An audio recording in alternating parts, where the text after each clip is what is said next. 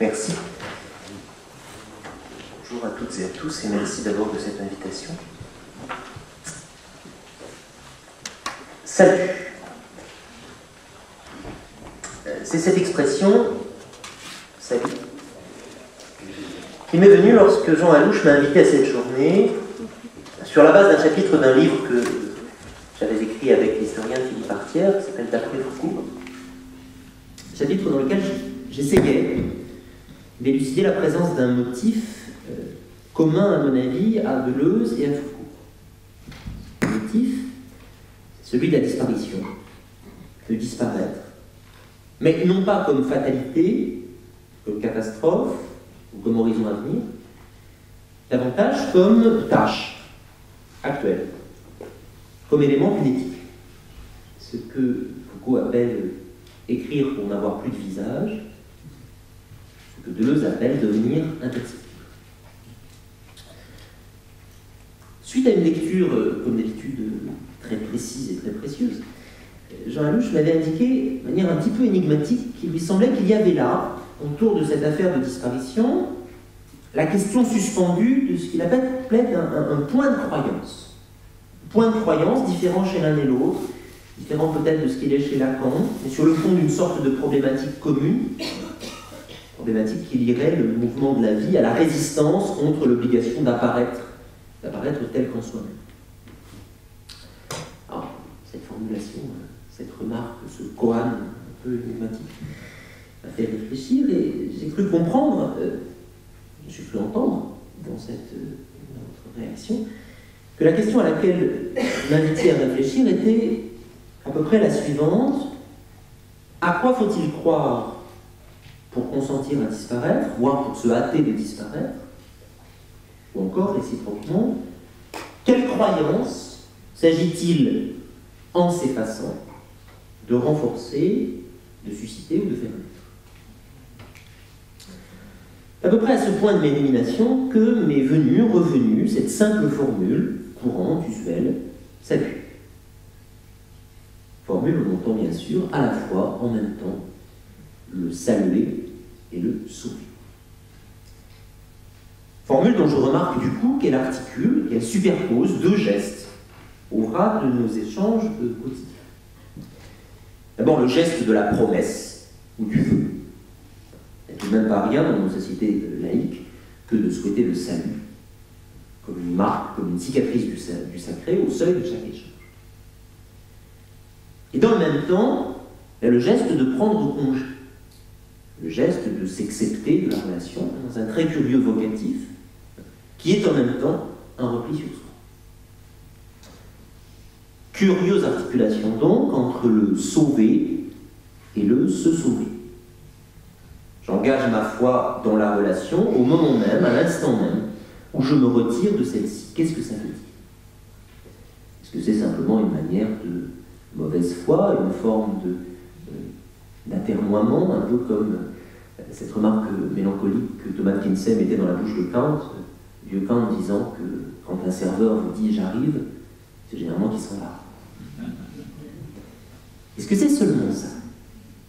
Il me semble que c'est un peu plus intéressant que ça et qu'il faut prendre au sérieux la très étrange coïncidence que manifeste la formule en français, la formule de revoir, salut. Je veux dire que certaines formules de politesse sont une manière pour le sujet, au moment même où il s'absente, d'assurer auprès de l'autre une sorte de présence maintenue, une espèce de recommandation, une sorte de magistère, comme les formules qu'on trouve à la fin des lettres de Platon, puissiez-vous bien vous comporter. On va dire, je ne suis pas là, et je vais. Ou encore, d'autres formules de politesse consistent à rétribuer le tort qu'on cause en s'absentant, en assurant l'autre de son dévouement. Bien à vous, mais je ne suis pas là. Or, salut a ceci de particulier que la formule assure non la présence de soi auprès de l'autre au moment même où on s'éloigne, mais la présence, ou la survivance, ou la rédemption, ou la résurrection, c'est cela le salut, de l'autre, dans et par la manière dont on s'absente. Comment comprendre ce geste curieux? On pourrait poser la question autrement, de quoi ou de qui s'agit-il d'assurer le salut lorsqu'on salue? Parfois cela est précisé. Parfois c'est le salut de soi. Je vous salue Marie, Dieu le travail à mon salut. Parfois c'est le salut de l'autre, mais d'un autre bien déterminé, salut à toi. Parfois non. Parfois la formule est intransitive, salut. Elle reste absolument muette quant à l'objet, au sujet de ce salut. Hypothèse, ce qu'il s'agit par là de sauver en s'éclipsant, on pourrait nommer cela le monde. Le monde, au sens où très simplement, il ne s'authentifie que de mon absence. Il n'y a de monde qu'au-delà de là où je suis, qu'au-delà de ce que je perçois, il n'y a de monde au sens strict que là où je ne suis pas. Comme les enfants qui se demandent si le monde est encore là quand ils ferment les yeux, quand ils s'endorment. Il n'y a de monde du coup, et je rejoins cette question du point de croyance, il n'y a de monde que comme objet d'une croyance. Une croyance qui excède, qui déborde mon savoir actuel, d'une foi. Puisque le monde, je ne peux pas le savoir, puisqu'il est au-delà de mon savoir. Il y aurait donc, dans le moindre salut, l'affirmation non seulement du souhait que le monde survive à ma disparition, mais de l'idée que le monde ne peut commencer qu'avec ma disparition. Salut voudrait dire, je me sauve, je dois sauver le monde. C'est ce que fait Clark Kent dans Superman. Il passe son temps à n'être pas là parce qu'il a un monde à sauver. Alors, je reviens aux deux auteurs que j'ai cités et que je vais essayer de suivre pour dire un peu ce que je veux faire, ce que je vous propose de faire.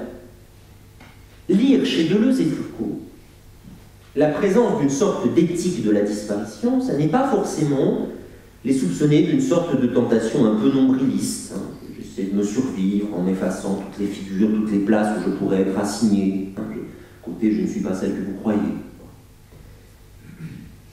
Lire chez eux une éthique de la disparition, ce serait se demander comment ils comptent sauver le monde en s'en retirant. Pour le dire en termes moins métaphoriques, comment l'effacement du sujet est, chez Deleuze comme chez Foucault, et en un sens un rebours de toute la philosophie moderne depuis tant, l'effacement du sujet est la condition de l'expérience du monde, voire de la signification pratique, éthique, politique qu'une telle expérience peut recevoir. Comment, pourquoi il n'y a de monde, au sens strict, et au sens où il nous importe, que dans l'effacement du sujet. Alors évidemment, poser ainsi, la question n'est pas du tout nouvelle. Dire qu'il y ait un lien entre le consentement à disparaître et l'ambition de sauver le monde, dans un sens une affaire extrêmement ancienne, tant religieuse que philosophique. Cela s'appelle la logique du sacrifice. La logique du sacrifice, c'est je me sacrifie pour ce monde dont je ne ferai pas partie, ne serai plus là, mais qui, pour cette raison précisément, se portera mieux. Et donc, du coup, la pérennité, la paix retrouvée, le royaume des cieux descendu sur terre, choisissez, tout cela assurera, mieux que mon existence éphémère ne pourrait le faire, la persistance de ma présence. Peut-être même m'élèvera-t-on une statue. Je troque, en d'autres termes, dans le sacrifice, je troque ma présence au monde contre la présence du monde. Mais je me sauve par là même aux deux sens du terme, je retourne au néant et je conquiers mon salut. C'est à peu près ça, le sacrifice. Une affaire tout à fait sérieuse. Une affaire qui organise en un sens une part de notre monde contemporain. Je veux dire que l'usage du kamikaze comme arme décisive dans les guerres actuelles, ou encore, chose que signalait Naomi Klein l'autre jour, remarquant qu'il y a une profonde homologie entre ce que font les néoconservateurs américains et ce qui est dit dans le livre des Révélations. Enfin, au fond, ce qu'il s'agit de faire, c'est de précipiter l'Apocalypse. Tout cela est extrêmement sérieux. Alors, il revient à Nietzsche, référence commune à nos deux auteurs, Foucault et Deleuze, sous des modalités très différentes. Il revient à Nietzsche d'avoir mis radicalement en question ce motif du sacrifice. Je me souviens de ces déclarations fameuses disant que le martyr est une objection contre la vérité. Mais il revient à Nietzsche surtout d'avoir élucidé plusieurs éléments très importants, à mon avis, de cette dynamique sacrificielle. On pourrait appeler les conditions, le transcendantal du sacrifice, le système des conditions de possibilité du sacrifice. Qu'est-ce que c'est? D'abord, c'est l'idée que si le monde doit être sauvé par mon sacrifice, c'est fondamentalement de lui-même, sauvé de lui-même. Autrement dit, que ce qui menace et défait l'intégrité ou la pureté du monde, qui exige que n'intervienne, tient à son essence même. Sauver le monde, c'est le sauver lui-même, c'est le protéger de ses propres tendances destructrices, c'est remédier à son infirmité congénitale, c'est racheter la faute dont il procède, etc. Sauver le monde de lui-même.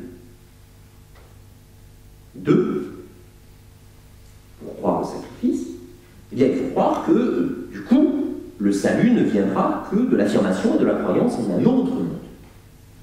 Un autre monde supérieur et extérieur à celui-ci, monde que notre sacrifice permettra de faire advenir. Réunissant ainsi les plans jusqu'alors séparés.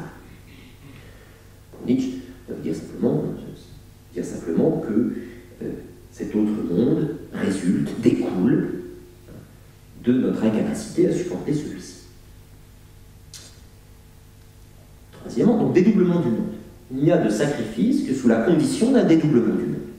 Troisièmement, il n'y a de sacrifice que sous la condition d'un dédoublement de soi, à la fois comme horizon et comme condition de la décision sacrificielle. Condition, parce qu'il faut bien qu'une part de moi échappe à la déréliction et à la vanité du monde pour prendre la décision de se sacrifier. Il faut que quelque chose en moi, une trace d'innocence au cœur même de ma conscience pécheresse, chez Pascal, ou une réminiscence du moment où je parcourais le ciel des idées, chez Platon. Il faut que quelque chose en moi n'appartienne pas au monde et me dicte la décision de me sacrifier. Mais ce dédoublement de soi est en même temps l'horizon du sacrifice parce que, eh bien, cela me laisse espérer que subsiste, une fois le sacrifice accompli, que se révèle même, purement en soi, cette part de moi qui n'appartient pas au monde. À la promesse d'un autre monde s'associe donc toujours la promesse d'un autre soi. Nietzsche ricane, c'est ça. Non seulement vous ne supportez pas le monde, mais vous ne vous supportez pas vous-même. Vous êtes comme Socrate qui, mourant, disait « Je dois un coq à Esculape, le dieu de la médecine. La mort est un soin, une guérison. » Quatrièmement, on voit que sous de telles conditions, sous de tels auspices, l'aspiration à sauver le monde ne peut que changer de sens. Le consentement à se détruire pour le monde se renversera toujours en l'aspiration au mieux à se sauver de lui, comme dirait Platon, fuir d'ici-bas au plus vite, au pire, et la plupart du temps, à le détruire pour soi, ou à le détruire en même temps que soi. Nietzsche disait que si les chrétiens hésitent à nous brûler, ce n'est pas par manque de charité, ce n'est pas par charité, mais par manque de charité. Si les chrétiens étaient parfaitement charitables, ils nous brûleraient. On pourrait dire dans la même veine incendiaire que, au cœur de toute vocation à sauver le monde, sommeille un petit Néron en puissance. Un petit Néron, soucieux, ayant hâte, impatient d'incendier Rome. Le devenir du nihilisme, tel que Nietzsche l'analyse, c'est peut-être essentiellement la démonstration du fait que l'aspiration au salut par le sacrifice, le système de ces conditions, contiennent une infinité de manières de mener le monde à sa destruction. Alors, dans cette perspective, ce dont il faudrait d'abord et avant tout sauver le monde, c'est de tous ceux qui prétendent vouloir son salut, se dévouer pour lui, se sacrifier pour lui. Il faudrait alors philosopher, penser.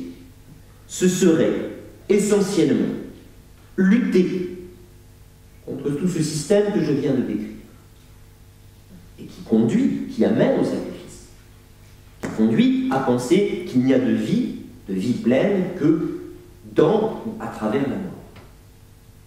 Lutter contre le dédoublement de ce monde et d'un autre, lutter contre le dédoublement de ce soi et d'un autre.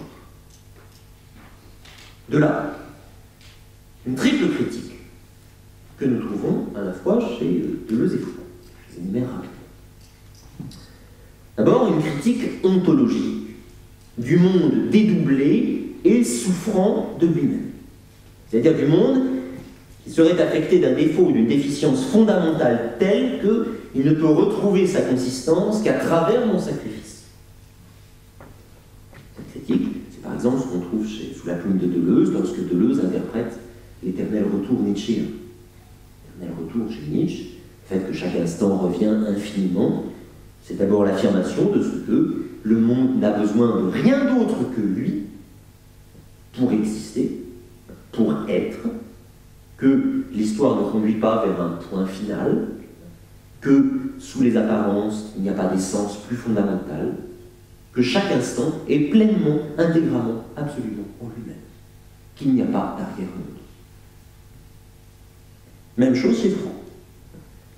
Dans l'archéologie du savoir, Foucault mène une grande bataille contre l'idée selon laquelle il faudrait un autre monde, une autre histoire sous l'histoire pour en assurer le salut. Je cite: si l'histoire de la pensée pouvait demeurer le lieu des continuités ininterrompues, si elle tramait sans cesse des enchaînements, que nulle analyse ne saurait défaire sans abstraction, elle serait pour la souveraineté de la conscience un motif privilégié. L'histoire continue, c'est le corrélat indispensable à la fonction fondatrice du sujet, voilà la phrase qui m'intéresse, la garantie que tout ce qui lui a échappé pourra lui être rendu. Il faut imaginer toute une philosophie de l'histoire pour garantir que ce qui nous a échappé pourrait nous être rendu. De cela, Foucault ne veut pas. Du même coup, la critique que je viens de dire, la critique du dédoublement du monde, critique des arrière-mondes, conduit d'elle-même à une critique du dédoublement du sujet, pour lequel il y a monde. De ce sujet dont la dualité exige la disparition. Sacrifie-toi. Petite voix qui souffle, sacrifie-toi. Et en même temps, dont la dualité conjure cette disparition, par la promesse de se survivre à soi-même. Ce qu'il s'agit de critiquer ici, c'est le sujet qui, parce qu'il est double, doit mourir à soi-même pour être véritablement, entièrement, définitivement soi-même. Critique des doubles de l'homme et ses doubles, comme dirait Foucault, par exemple dans Les mots et les choses, Foucault explique que, parce que Foucault appelle la mort de l'homme, ça a été beaucoup commenté, hein, l'homme qui meurt comme le visage qui s'efface sur le sable, c'est au fond la critique, c'est l'affirmation de la mort de cet homme qui n'a cessé de mourir pour renaître depuis le XIXe siècle. Ça commence avec Hegel, cette histoire. C'est pas Foucault qui invente la mort de l'homme, c'est Hegel. Et l'homme doit mourir pour renaître, c'est-à-dire soigner pour s'affirmer, pour se relever, c'est la dialectique. Ce dont Foucault veut la mort, ou appelle la mort, c'est de ce mouvement perpétuel de mort et de résurrection, comme constitutif d'une certaine forme de l'homme. Même chose dans Surveiller et punir, lorsque Foucault dit que l'âme est la prison du corps. C'est-à-dire que la modernité a inventé un sujet double. Un sujet doté d'une âme, mais d'une âme qui ne le libère pas, au contraire d'une âme qui l'enferme. Qui fait dire à ce petit pensionnaire de la colonie de maîtresse, dans les dernières pages de Surveiller et punir, quel dommage d'avoir acquitté si tôt la colonie, parce qu'il va mourir. Et Foucault de conclure, c'était la mort du premier saint pénitentiaire. La modernité a inventé les saints pénitentiaires, c'est-à-dire des pénitentiaires les prisonniers en tant qu'ils sont dotés d'une âme qui les dédouble en permanence, qui les sépare en permanence d'eux-mêmes. Critique donc ontologique du dédoublement du monde pour lequel on se sacrifie, mais aussi critique anthropologique du sujet porté à ce sacrifice. Ces critiques, il faut le signaler tout de suite, n'en restent pas un plan purement spéculatif. Elles ont, pour conséquence, un refus absolument viscéral chez l'un et l'autre auteur, tout ce qu'on pourrait appeler une politique ou une morale sacrificielle. Deleuze et Foucault détestent absolument, en politique comme en morale, la prétention à vouloir sauver les gens en se sacrifiant pour. C'est très clair chez Foucault, en particulier à travers son projet de la rhétorique révolutionnaire, consistant à dire « souffrons aujourd'hui pour faire advenir demain ». C'est du sacrifice, je n'y connais pas. Foucault résumait la politique du Parti communiste français dans les années 60 par cette formule « pas ici, pas maintenant, pas toi ». Clair que cette politique, il ne voulait pas. Donc ça n'est pas, entendons-nous, hein, Foucault n'est pas inquiétiste pour autant, il ne considère pas qu'il faut cesser d'agir, mais il pense qu'il n'y a d'engagement politique sensé qu'à la condition de critiquer absolument, rigoureusement, toute posture sacrificielle et salvatrice. Toute posture du type hein, demain. Sacrifions-nous aujourd'hui pour que ça aille mieux demain. C'est aussi extrêmement clair chez Deleuze au plan éthique. Hein. L'éthique deleuzienne a deux piliers. Un, le refus de tout engagement fondé sur la négation de soi. C'est sa fameuse formule « N'imaginez pas qu'il faille être triste pour être militant ». On y pense, ça fait réfléchir. Et puis, deuxième pilier de la politique deleuzienne, hein, l'éthique deleuzienne, la supposition qu'on pourrait sauver les autres. Critique de la supposition qu'on pourrait sauver les autres, c'est-à-dire interrompre leur devenir propre pour leur substituer un projet ou un programme ou une image de ce qu'il faudrait être. Dans ces entretiens télévisés, Deleuze insiste très souvent sur le fait qu'on ne peut pas grand-chose pour les autres, à part, c'est sa limite, les empêcher de devenir des loques. C'est-à-dire qu'ils font la loque comme point limite, hein, qu'il s'agit d'essayer d'éviter, d'infléchir, mais on ne va pas sauver l'autre. Il faut commencer par ces éproits qu'on peut sauver. S'il fallait caractériser d'un mot l'ensemble de ces critiques, ce mot serait celui d'immanence. Là, je veux dire que, là où la logique du sacrifice noue la disparition du sujet et le salut du monde sous la condition d'une transcendance, c'est-à-dire d'un autre sujet, d'un autre monde qui exige qu'on meure pour eux.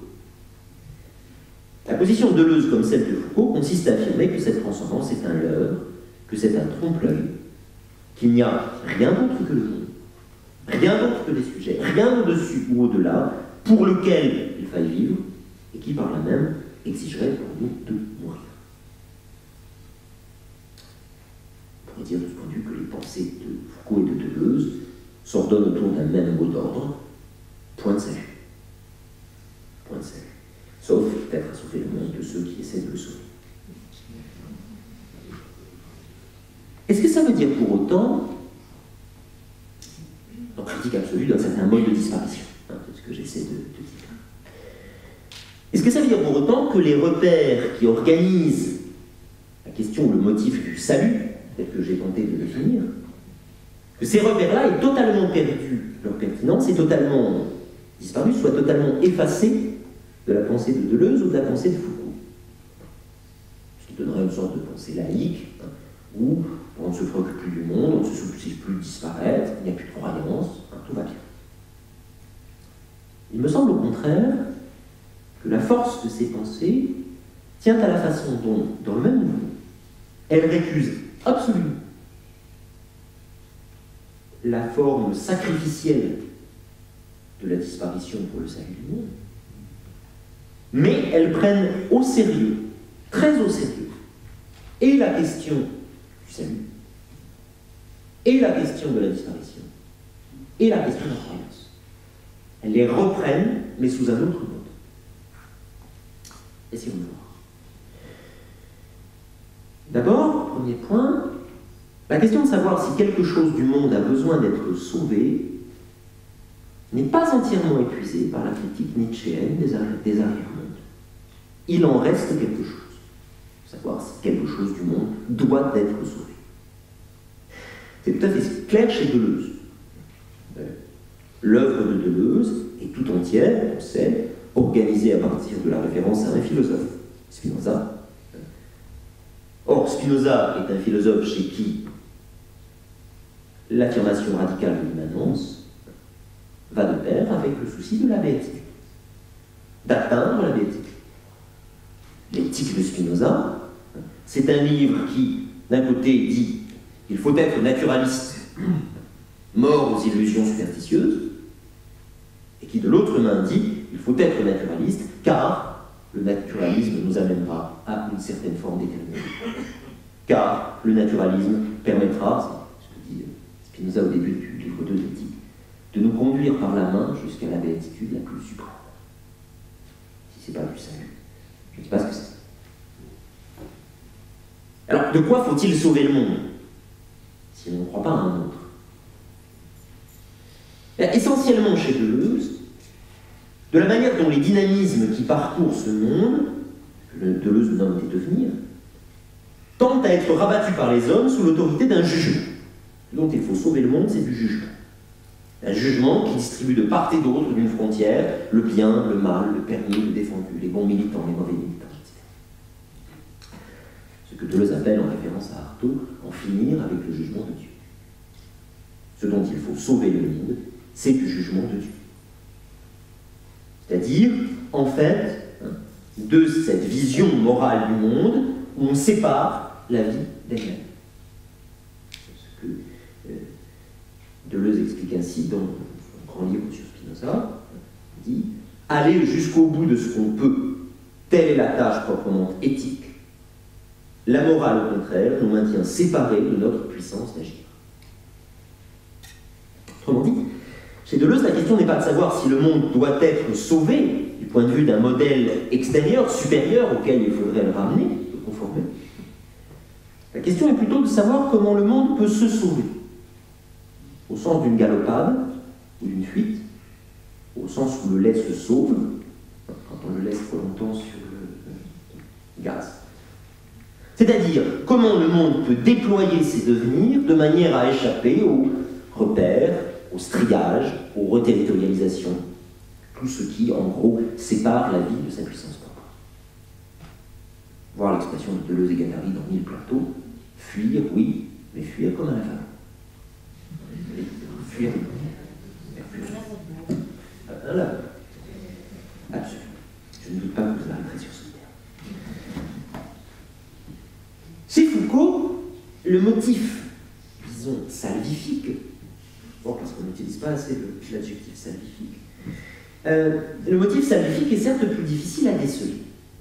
Peut-être parce que Foucault, en bon familier des mystiques, considère que l'expérience du salut est précisément ce qui se situe à la frontière de ce que l'on peut dire, ce dont on peut parler. Il n'est pourtant pas intégralement absent.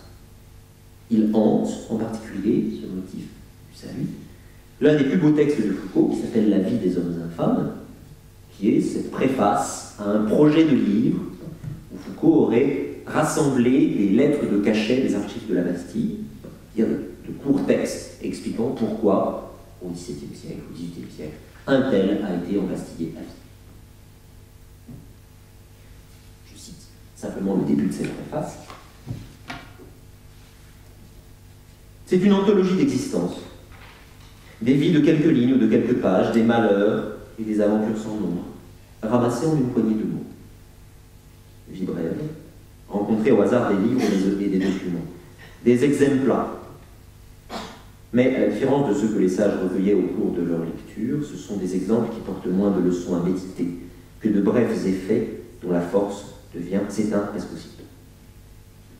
Des vies singulières devenues par je ne sais quel hasard d'étranges poèmes, voilà ce que j'ai voulu rassembler en une sorte d'ergue. Pourquoi s'agit-il dans ce texte? Pourquoi relier ce texte à la question du salut? D'abord, c'est assez clair, parce que le projet de Foucault est d'y faire entendre, d'y faire lire, d'y faire raisonner des vies happées par les mécanismes du pouvoir royal, puis retombées dans l'oubli de l'archive. Il s'agit bel et bien de sauver quelque chose, au sens le plus simple et direct du mot, conserver, tenir intact des traces vouées à être oubliées. Il y a dans ce moment-là, chez Foucault, une profonde émotion d'historien, lisible d'ailleurs dans le texte, à travers la manière dont Foucault surjoue la désinvolture. Juste un herbier, une petite manie qui s'est donné son système. Et on sait qu'il s'agit de sauver quelque chose. Mais attention, il s'agit aussi de dire qu'il ne suffit pas, ces vies, de les consigner dans un livre pour les sauver, pour les avoir sauvées. Comme si l'écrit suffisait à assurer la rédemption de l'histoire. Foucault dit même, attention, ces vies ont été perdues, d'abord, d'avoir été écrites, enregistrées, consignées sur les registres du pouvoir royal. Sauver ces vies ne sera donc pas simplement les écrire, les faire apparaître sur la surface d'un livre d'histoire, c'est tout autant faire entendre, trouver un régime d'écriture qui laisse entrevoir le débordement de ces vies vis-à-vis de l'écriture elle-même, vis-à-vis du pouvoir qui prétendait s'exercer sur eux, à travers l'écrit. Autrement dit, là aussi, l'ambition de sauver le passé, qui est propre sans doute à toute entreprise historienne, Michelet. L'ambition se trouve infléchie, tordue, vers l'exigence de laisser le passé se sauver. C'est-à-dire de ne pas en rabattre au moment même où on marque, on inscrit, où on rappelle ce qui s'est passé, pas en rabattre sur la façon dont le passé échappe et dont ces vies sont définitivement perdues. Pour le dire autrement, et pour préparer le passage au point suivant, il ne s'agit jamais chez Foucault de faire reparaître des vies disparues, mais de faire apparaître ce que leur apparition à la surface de l'écriture a suscité d'effacement. Ils ont été effacés parce que précisément on les a inscrits sur un registre. C'est une question bureaucratique. Oui, c'est le début de la bureaucratie. Absolument. Donc vous voyez que par-delà la critique de toutes les entreprises visant à sauver le monde, la question de savoir ce qui, du monde, requiert pour exister notre préoccupation ne cesse pas pour autant de se poser. Elle se pose chez Deleuze à travers la question de savoir ce qui, des devenirs qui constituent le monde, peut être soutenu, relancé, prolongé. Elle se pose chez Foucault à travers la question de savoir ce qui, des événements discontinus du passé, peut être retenu. Sauver veut dire soutenir chez l'un, et veut dire retenir chez l'autre. Or, de telles entreprises semblent bel et bien supposer de rejouer, en dehors, j'y insiste encore une fois, de toute vocation au sacrifice, de rejouer le geste de l'effacement de soi. Le geste de la fuite, de l'échappée, de la disparition non seulement aux yeux du monde, mais d'abord et avant tout à ses propres yeux. Disparaître à soi-même. Pourquoi? J'ai essayé de le dire tout à l'heure. Le sacrifice, c'est on se sacrifie non seulement parce qu'on soumet le monde à un idéal supérieur, mais parce qu'on se soumet soi-même, on se surélève soi-même, en se disant que la partie haute nous survivra. En se sacrifiant, nous assurons même de la survivre. Du même coup, il n'est pas étonnant que, chez Foucault comme chez Deleuze, se retrouve une certaine forme d'effacement. C'est-à-dire le geste d'un salut qui prend congé, mais en renonçant d'abord et avant tout à toute maîtrise vis-à-vis du monde, on essaie de laisser déborder, on essaie de laisser se déployer. On dit, là où dans le sacrifice, eh bien, je me sacrifie au nom d'une maîtrise supérieure, c'est cette maîtrise même, c'est ce sujet de maîtrise qu'il s'agit de laisser se défaire. C'est ici que s'engraine l'éthique de la disparition dont j'ai tenté de rendre compte dans le chapitre qui a attiré votre attention. Je ne vais pas me répéter là-dessus. Revenir sur les lieux du crime serait paradoxal compte tenu du sujet. Juste relever quelques conclusions de cette enquête en essayant d'insister sur ce qui concerne notre question. C'est-à-dire le rapport entre l'effacement de soi et le salut du monde. D'abord, qu'il y ait chez Deleuze, et comme chez Foucault, une éthique de la disparition, ça se manifeste de multiples manières. Je peux me contenter de citer deux passages chez Foucault. Et quoi, écrit Foucault? Vous imaginez-vous que je prendrais à écrire tant de peine et tant de plaisir? Croyez-vous que je m'y serais obstiné tête baissée si je ne préparais d'une main un peu fébrile le labyrinthe de m'aventurer, déplacer mon propos, lui ouvrir des souterrains, l'enfoncer loin de lui-même, lui trouver des surplombs qui résument et déforment le parcours, ou me perdre et apparaître finalement à des yeux que je n'aurai plus jamais à rencontrer. Plus d'un, comme moi sans doute, écrivent pour n'avoir plus de visage. Quoi Deleuze ajoute, c'est l'introduction à mes plateaux. Nous avons écrit l'Anti-Oedipe à deux, comme chacun de nous était plusieurs, ça faisait déjà beaucoup de monde. Ici, nous avons utilisé tout ce qui nous approchait, le plus proche et le plus lointain. Nous avons distribué d'habiles pseudonymes pour nous rendre méconnaissables. Pourquoi avons-nous gardé nos noms par habitude, uniquement par habitude? Pour nous rendre méconnaissables à notre tour. Pour rendre imperceptibles, non pas nous-mêmes, mais ce qui nous fait agir, éprouver ou penser. Rendre imperceptible, non pas nous-mêmes, mais ce qui nous fait agir, éprouver ou penser. Cette phrase est tout à fait significative, à mon avis. Ça veut dire que l'auto-effacement n'est pas d'abord, pour Deleuze ici, un jeu sur l'identité. C'est-à-dire la constitution d'une figure d'auteur d'autant plus impérieuse qu'elle serait invisible. On pourrait appeler en littérature l'effet Pynchon, ou l'effet Salinger, si vous voulez. Je suis d'autant plus là que je n'y suis pas. Non, il s'agit de nouer un certain rapport avec, non pas avec nous-mêmes, mais avec ce qui nous traverse, avec les déterminations qui traversent les auteurs, ce qui nous fait agir, éprouver ou penser. Écrivent Deleuze et Guattari. Ce sont ces déterminations qu'il s'agit de rendre imperceptibles. Qu'est-ce que ça veut dire? Ça ne veut pas dire du tout de les gommer, d'effacer ce que le sujet écrivant doit au monde.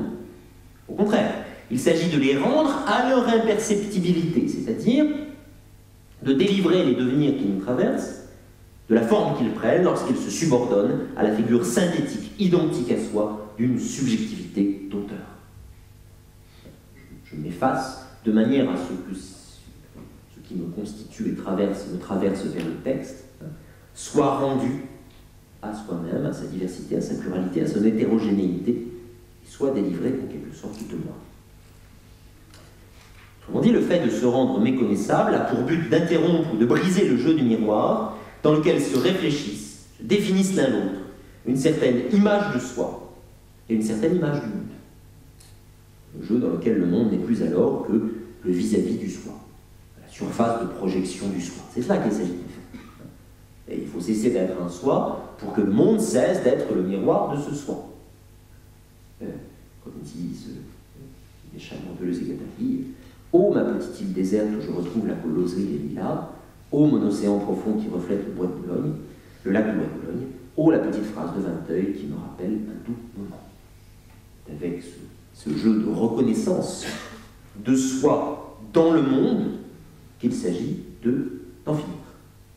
Vous voyez, je n'ai pas le temps, mais il faudrait ici développer tout ce que Deleuze développe sur les rapports du visage et du paysage. C'est dans ce couple visage-paysage que cette réflexion-là s'articule conceptuellement dans mes plateaux. Ce lien entre effacement de soi et libération de l'immanence du monde, nous le retrouvons chez Michel Foucault. Nous le retrouvons d'abord très explicitement chez le premier Foucault des années 60. Dans la démarche archéologique, le projet d'une histoire totalement immanente a pour contrepoint la figure d'un sujet renonçant à lui-même, c'est-à-dire acceptant de laisser échapper le monde et le discours. Je cite. Il pourrait se révéler finalement que l'archéologie, c'est le nom donné à une certaine part de la conjoncture théorique qui est celle d'aujourd'hui. Et à vrai dire, ce n'est pas moi sans doute qui établirai la décision. J'accepte que mon discours s'efface comme la figure qui a pu le porter jusqu'ici. Un peu plus loin dans le texte. Pour l'instant, et sans que je puisse prévoir un terme, mon discours, loin de déterminer le lieu où il parle, esquive le sol où il pourrait prendre appui. Analyser très longuement ce motif du sol qui s'esquive, de l'inquiétude du sol lui-même, qui est totalement récurrent chez Michel Foucault. Retenons d'abord ceci, retenons essentiellement ceci. cet art du glissando manifeste chez Foucault. Manière dont chaque livre, extrêmement structuré, et a l'air de glisser sur le fond d'une sorte de plaque, de couche magmatique tout à fait fluide. C'est très carré, mais d'une séance à l'autre de ses cours, par exemple, on ne sait pas du tout où il va. Mais il y va en ordre. C'est très curieux chez Foucault. Cet art-là d'écrire a à voir avec la manière dont le sujet consent, accepte, dit Foucault, de s'ouvrir à une inquiétude qui n'est pas d'abord la sienne propre.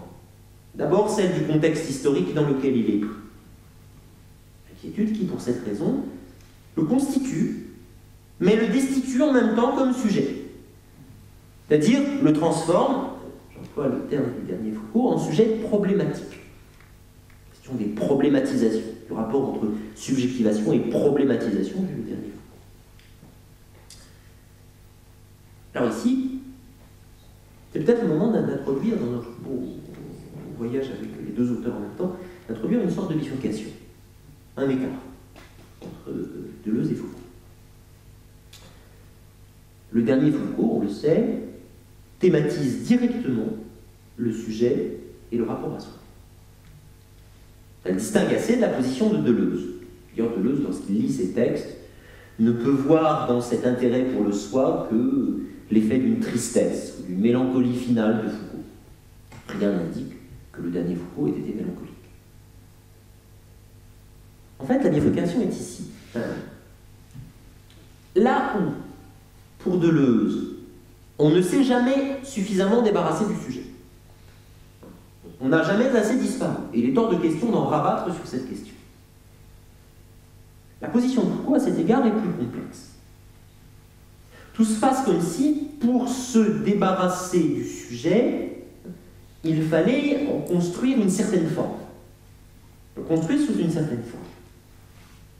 Tout se passe comme si Foucault avait considéré que de toutes les stratégies de disparition ou d'effacement, la meilleure était peut-être non pas l'anonymat, le masque, la mort, etc., mais la constitution d'un certain genre de subjectivité dont l'ouverture et la précarité soient telles qu'elles incarnent en quelque sorte la façon dont le sujet ne maîtrise qu'à peine ce qu'il est. Ce que j'avais appelé dans l'article dont on est parti, renoncer à renoncer entièrement à soi. Renoncer à renoncer à soi. C'est-à-dire que là où chez Deleuze, le devenir imperceptible pointe vers une sorte d'assomption glorieuse, qui le maintient dans l'ordre d'une certaine manière religieuse de se vouer au monde. Je cite, devenir soi-même imperceptible, avoir défait l'amour pour devenir capable d'aimer, avoir défait son propre moi pour devenir enfin seul et rencontrer le vrai double à l'autre bout de la ligne. Quand même dans un élan qui résonne d'une certaine manière, on est presque chez Plotin.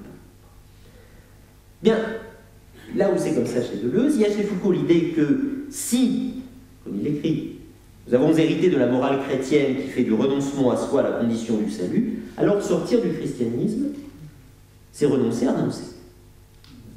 C'est opérer une sorte de renoncement au carré, d'effacement ou de réeffacement du sujet, dont la notion de subjectivation me paraît paradoxalement porter le projet.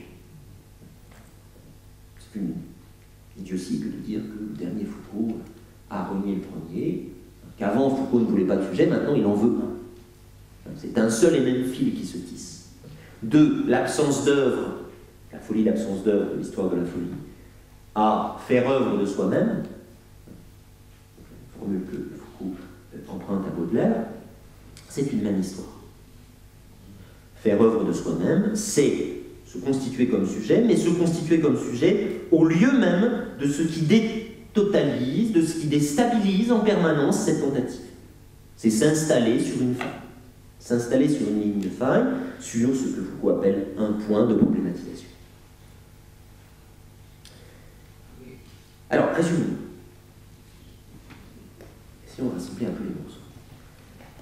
Il me semble possible, à la lecture de Deleuze et Foucault, de distinguer deux régimes du salut. Deux régimes du salut. Deux manières de nouer l'un à l'autre le geste de sauver le monde et celui de prendre congé. Un premier régime, serait celui que j'ai nommé tout à l'heure le régime sacrificiel. Un sens sans doute bien différent du sens que Girard ou Bataille, Lacan, donnent au terme de sacrifice. Il faudrait confronter les choses. Régime du sacrifice, dont la caractéristique me paraît être non seulement cette espèce de surélévation dont j'ai parlé, un autre monde sous le monde, un autre soi au-dessus du soi, mais peut-être d'abord d'affirmer le primat du soi sur le monde.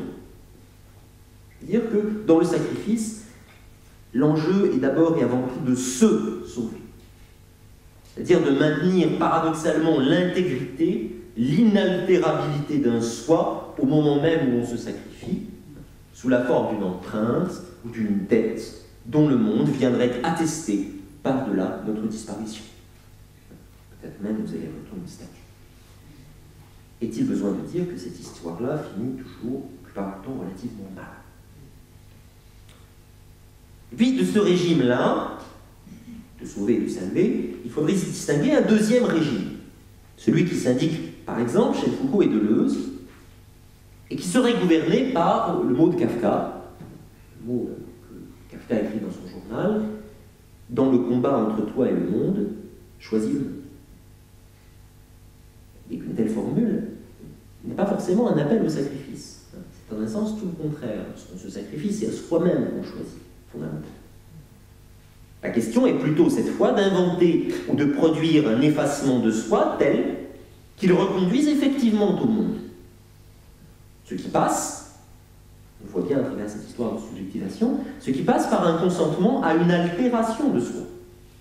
Par un consentement ou par un effort pour se laisser altérer, pour se laisser changer, et finalement pour se laisser congédier par le monde. Ce que Foucault appelle dans l'usage des plaisirs, se déprendre de soi-même. Se déprendre de soi-même, ça veut dire aussi toujours se laisser déprendre. La déprise n'est pas quelque chose dont on peut être seul à l'initiative, il faut que quelque chose vous déprenne. Quelque chose nous échappe, feignons d'en être les organisateurs. C'est ça qui est la question. De cet affrontement, quel est alors l'enjeu? Il me semble, effectivement, sans pouvoir encore l'expliciter de manière très claire, que l'indication de Jean Alouche était précieuse et que l'enjeu est précisément celui de la croyance. Après tout, nous ne cessons depuis tout à l'heure de parler du salut et on sait bien qu'il n'y a que la foi qui sauve. Bon, alors, entendons-nous. On trouve chez Deleuze, chez Foucault, une critique très radicale de la croyance. Une reconduction du geste démystificateur. Vous voyez l'importance que Deleuze attache au mot de Spinoza, parce que Spinoza dit de la superstition, les hommes combattent pour leur servitude comme si c'était leur liberté. De cette croyance-là, il faut se défaire. C'est aussi le dernier mot, la dernière phrase de la volonté de savoir de Foucault.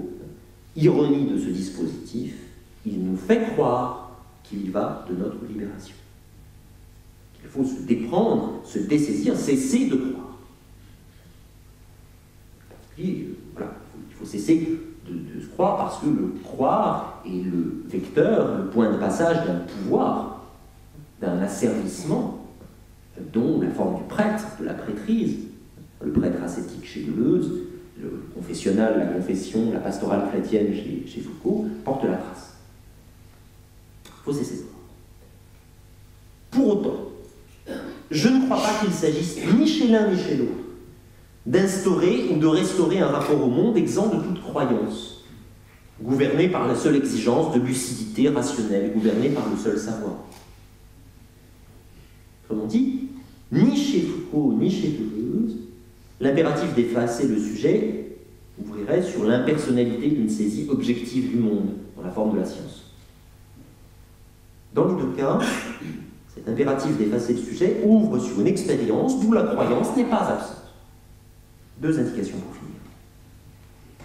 Un, après tout, très tôt, Foucault a lié ses travaux et sa propre posture de sujet s'effaçant à la figure de la fiction.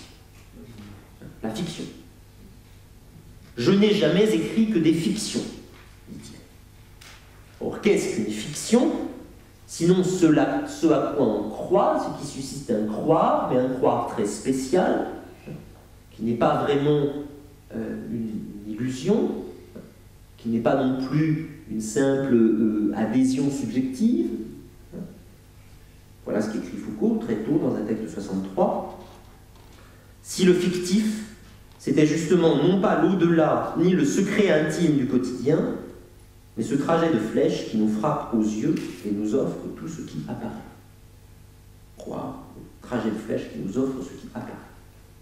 Maintenue aussi longtemps, continue Foucault, qu'elle peut garder la parole, l'expérience simple qui consiste à prendre la plume et à écrire dégage une distance, parlions d'intervalle tout à l'heure, qui n'appartient ni au monde, ni à l'inconscient, ni au regard, ni à l'intériorité.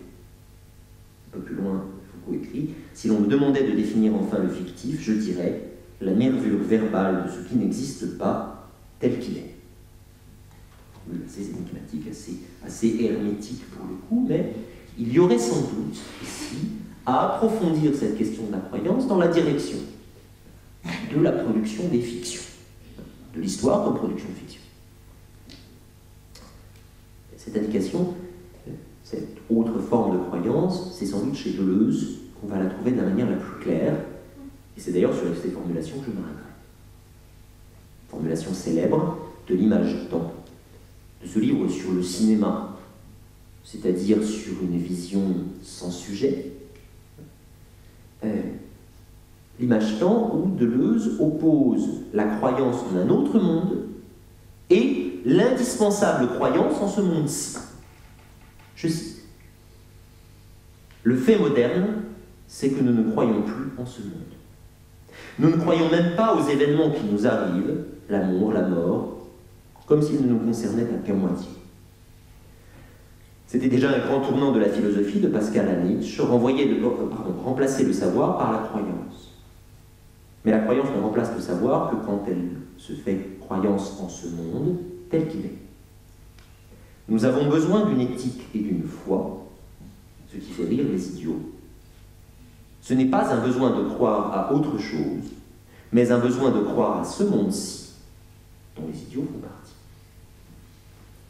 On voit ici la reprise par Deleuze du vieux thème nietzschéen, en quel sens aussi nous sommes encore pieux. Et je dis, nous autres modernes, nous sommes encore pieux. Mais si on considère que ce que j'ai appelé la logique du sacrifice est à la fois tendue vers la croyance en un autre monde et absolument délétère pour la croyance en ce monde-ci, que je crois à un autre monde et moins je crois à celui-ci, alors il n'est peut-être pas absurde de considérer que dans ces multiples formes de l'effacement de soi, que Deleuze et Foucault expérimentent tour à tour, l'enjeu serait non seulement de préférer le monde, comme le dit Kafka, mais peut-être de se mettre à croire enfin